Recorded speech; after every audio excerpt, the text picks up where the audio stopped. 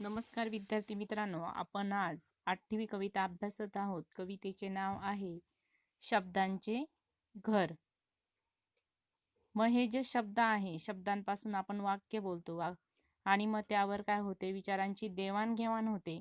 आणि हे शब्द माणसाला मिळालेली काय आहे, एक छानशी अनमोल अशी देणगी आहे. तर मग आज शब्दांचे घर ही कविता आपण बघणार आहोत. बघा, त्याआधी आपण लेखकाचा परिचय करणार आहोत. लेखक आहे कल्याण इनामदार. त्यांचा जन्म 1939 आणि मृत्यू 2008 साली झालेला आहे. त्यांनी आभाळाचे पंख, अजब गाणी, अक्षरगाणी, धमाल गाणी इत्यादी त्यांनी जे बाल साहित्य असते, म्हणजेच काय तर लहान मुलांसाठी लिहिलेले जे साहित्य आहे,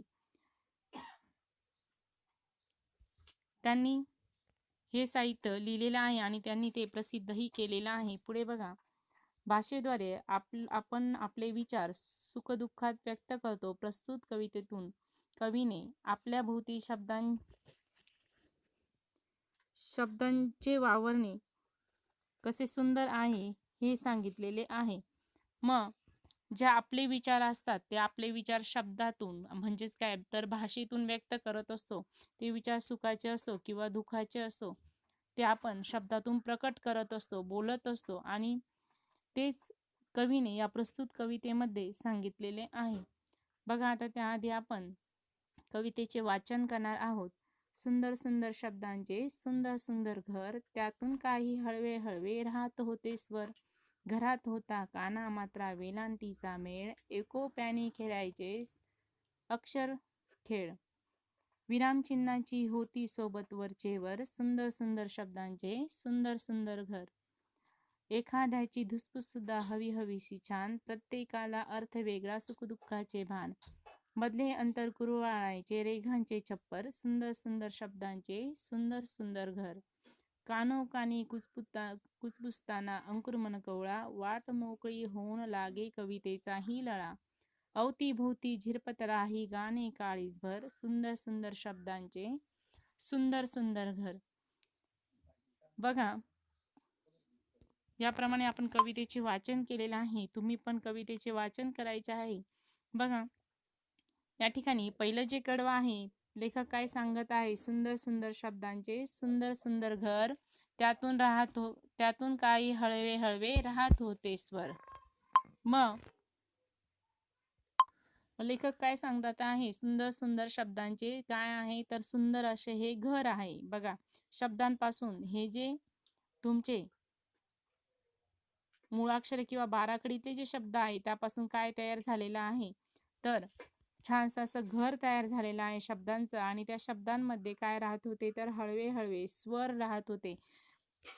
स्वर म्हणजेच काय, अ आ इ पासून तर आ पर्यंत हे जे स्वर आहे ते कसे होते तर हळवे हळवे. हळवे हळवे म्हणजेच काय की कोमल, किंवा ज्याला तुम्ही नाजूक म्हणतात त्यालाच येथे लेखकाने हळवे हळवे म्हटलेलं आहे. आणि ते हळवे किंवा नाजूक कोमल असे स्वर कुठे राहत होते तर ह्या शब्दांच्या घरामध्ये राहत होते.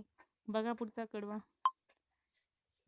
घरात होता काना मात्रा वेलांटीचा मेळ, एकोप्याने खेळायचे सगळे अक्षर खेळ. विरामचिन्हांची होती सोबत वरचेवर, सुंदर सुंदर शब्दांचे सुंदर सुंदर घर.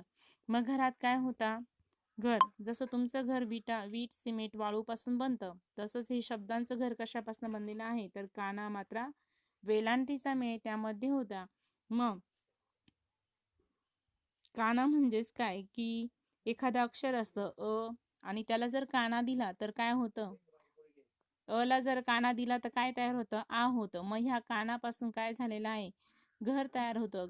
क, का, खा, गा अशा कानापासून आणि शिवाय मात्रापासनं क, क वर एक मात्रा दिला तर के होतं. मग ह्या मात्रांपासून काय झालेलं आहे, काना मात्रा यांचा एकत्र येऊन त्यापासून काय झालेलं आहे, हे सुंदर असं घर तयार झालेलं आहे. आणि पुढे काय म्हणतात ते, एकोप्याने खेळायचे सगळे अक्षर खेळ. मग एकोप्याने म्हणजेच काय की सगळेजण एकजुटीने जेवढे हे तुम्हाला शब्द दिसतात ते आहे ते कसे आलेले आहे, मग एकत्र आलेले आहे. मग एकत्र येऊन काय केलेलं आहे त्यांनी एकत्र येऊन काय केलेलं आहे, शब्दांचे सुंदर सुंदर असे खेळ खेळलेले आहे. म्हणजेच काय की एकजुटीने येतात आणि त्याबरोबर त्यांनी खेळ खेळलेला आहे. आणि त्यांनी काय म्हटलेलं आहे पुढे, विरामचिन्हांची होती सोबत वरचेवर, सुंदर सुंदर शब्दांचे सुंदर सुंदर घर. मग ज्यावेळेस विरामचिन्ह दिले जातात, विरामचिन्ह म्हणजे बोलताना ज्या ठिकाणी तुम्ही थांबतात त्यावेळेस काय करत असतो आपण, विराम देत असतो किंवा एखादा विरामचिन्ह देत असतो. स्वल्पविराम किंवा पूर्णविराम म्हणजेच काय, फुल स्टॉप किंवा हा जो कॉमा आहे म्हणजेच काय की स्वल्पविराम देतो त्यावेळेस आपण काय करत असतो, तर थांबत असतो. वाक्य बोलताना कुठेतरी थांबतो. मग त्यालाच आपण काय म्हटलेलं आहे, विरामचिन्ह. मग विरामचिन्हाची काय होती, घरामध्ये कुठेतरी वरचीवर सोबत होती. का सोबत होती, कारण बोलताना आपण ज्या वेळेस थांबतो त्यावेळेस आपण कुठला तरी विरामचिन्ह देत असतो. एक तर स्वल्पविराम देतो किंवा पूर्णविराम देतो. म्हणूनच त्यांनी म्हटलेलं आहे, विरामचिन्हांची होती सोबत वरचेवर, सुंदर सुंदर शब्दांचे सुंदर सुंदर घर. म्हणजे काना मात्रा एकजुटीने राहतात आणि एकजुटीने खेळतात. त्यांच्यासोबतच काय होते मग मधी मधी, तर विरामचिन्ह पण येत होते आणि वरचीवर त्यांची पण सोबत होती. आणि या सुंदर सुंदर शब्दांपासून काय तयार झालेलं आहे, असं छान असं घर तयार झालेलं आहे, असे लेखक या ठिकाणी सांगत आहे. बघा पुढचं कडवं आता. एखाद्याची धुसफूस सुद्धा हवी हवीसी छान, प्रत्येकाला अर्थ वेगळा सुखदुःखाचे भान, मधले अंतर कुरवाळायचे रेघांचे छप्पर, सुंदर सुंदर शब्दांचे सुंदर सुंदर घर. मग एखाद्याची धुसफूस सुद्धा काय होती त्यावेळेस, हवी हवीसी वाटते. मग धुसफूस म्हणजेच काय की चिडचिड, तुमच्याकडनं सुद्धा अशी चिडचिड होते. दोन मित्र एकत्र आले तर एखाद्याने वस्तू घेतली त्यावेळेस काय होते, मग चिडचिड होते. मध्ये मध्ये काय येतं असं तुम्ही म्हणतात, मग ती काय असे धुसफूस म्हणजेच काय तर चिडचिड. मग एखाद्याची धुसफूस सुद्धा त्यावेळेस काय होते, ह्या घरामध्ये हवी हवीसी छान वाटते. आणि प्रत्येक शब्दाचा काय असतो या ठिकाणी, अर्थ हा वेगवेगळा असतो. आणि अर्थ जर वेगवेगळा असला तर या ठिकाणी सुखदुःखाचे भान ठेवावे लागतात आणि याची जाणीव करून घ्यायची असते. बघा पुढे म्हटलेलं आहे, मधले अंतर कुरवायचे रेघांचे छप्पर. म्हणजे मधलं अंतर आहे ते काय करायचं आहे, मधलं अंतर काय करायचं आहे, रेषांनी एकत्र करायचे आहे. अंतर म्हणजेच काय तर दोन शब्दांमध्ये जो अंतर असतो किंवा डिस्टन्स असतो, मग ते काय करायचं आहे, एकत्र करायचं आहे. मग ते कशाने एकत्र करायचं आहे, ज्या रेषा असतात ज्या त्या रेषांनी तुम्हाला काय करायचं आहे, दोन शब्द एकत्र घेऊन ते काय करायचं आहे, रेघांचे छप्पर, पांघरलेली छप्पर आहे ते एकत्र करायचे आहे. आणि पुढे म्हटलेलं आहे, सुंदर सुंदर शब्दांचे सुंदर सुंदर घर. मग जे एकत्र येतात त्यांच्यावर काय द्यायचे, रेघांचे छप्पर असते, पांघरलेले असते. आणि असे पांघरलेले छप्पर असे काय, सुंदर सुंदर शब्दांपासून सुंदर सुंदर घर तयार होते, असे लेखक या ठिकाणी सांगत आहे. बघा पुढचा कडवं. कानोकानी कुसपुसताना अंकुर मंकवळा, वाट मोकळी होऊनी लागे कवितेचाही लळा, अवतीभोवती झिरपत राहे गाणे काळीजभर, सुंदर सुंदर शब्दांचे सुंदर सुंदर घर. मग तुम्ही एकमेकाशी बोलतात किंवा कानामध्ये एकमेकाला काहीतरी सांगतात, म्हणजेच काय, हळू आवाजात सांगतात कानामध्ये एकमेकाच्या मध्ये, काय आपण म्हणतो काय कुसपुसतोय. मग कानोकानी म्हणजेच काय की प्रत्येकाच्या कानाशी. आणि मग तुम्ही जी कुजबूज करतात, कुजबूज म्हणजेच काय, हळू आवाजामध्ये कुणालाही न ऐकू जाता असं काहीतरी कुणाला तरी सांगत असता, मग तो कसा असतो, अंकुर मनकोवळा.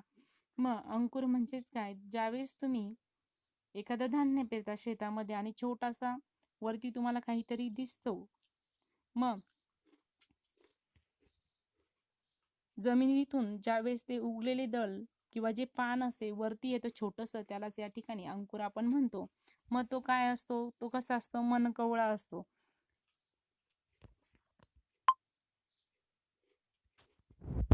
मनकवळा म्हणजेच काय तर अतिशय नाजूक असा तो असतो. जो अंकुर असतो तो कसा असतो, तर अतिशय नाजूक असतो तो. त्यामुळे आपण त्याचे भान ठेवून काहीतरी बोललं पाहिजे. म्हणजेच काय, कानोकानी कुसपुसताना अंकुर मनकवळा, वाट मोकळे होऊन लागे कवितेचाही लळा. मग ज्या भावना असतात सुखदुःखाच्या त्याचे भान ठेवून बोललं पाहिजे आणि भावना मनात ठेवत नाही तर मोकळ्या त्या करतात आणि भावनांची वाट मोकळी करताना काय होते मग तर कवितेचा लळा ऑटोमॅटिक लागली जाते आणि त्यातून काय होते मग छानशी कविता अशी तयार होते. आणि लेखक पुढे काय म्हणतात ते अवतीभोवती झिरपत राहे गाणे काळीजभर. मग सभोवताली मनभर काय असते गाणे असते आणि ते पाझरत राहते. पाझरत म्हणजे झिरपत म्हणजेच काय तर पाझरत, झिरपणे म्हणजेच काय तर पाझरणे. ज्या वेळेस माठातनं खाली पाणी थेंब थेंब टिपकतं आपण काय म्हणतो झिरपतं किंवा पाझरणे याला म्हणतात. तसंच त्याप्रमाणे अवतीभोवतीचे शब्द असतात त्यापासून आपण जे आपले मन तयार करतो त्यातून कविता तयार होते आणि ते झिरपत असणारे जे शब्द आहे आपल्या अवतीभोवती त्यातून काय होते गाणे काळीजभर तयार होते. आणि या प्रकारे सुंदर सुंदर शब्दांचे सुंदर सुंदर घर ऑटोमॅटिक आपल्या बोलण्यातनं तयार होत असते. अशा प्रकारे लेखकाने छानसा असा शब्दांपासून जे घर तयार होते आपल्या विचारांच्या देवाणघेवाणीतनं किंवा भावनांमधनं ते शब्दांचे सुंदर सुंदर घर या ठिकाणी लेखकाने अर्थ सांगितलेला आहे. मग ज्या भावना असतात आपल्या प्रेम किंवा सुखदुःखाच्या त्या भावना आपण व्यक्त केला म्हणजेच काय कुणाशी जवळ जर बोललं मन मोकळं तर त्या भावना एकमेकाच्या मोकळ्या होतात आणि भावनांची वाट मोकळी झाली की कवितेचा ऑटोमॅटिक काय होतं आपोआप लळा लागत जातो आणि सभोवताली मनभर गाणे काय होती मग पाझरत पाझरत जाऊन सुंदर सुंदर शब्दांचे अशा प्रकारे आपली जे कल्याण इनामदार आहे त्यांची ही जी कविता आहे घर ती घर कविता संपलेली आहे. धन्यवाद.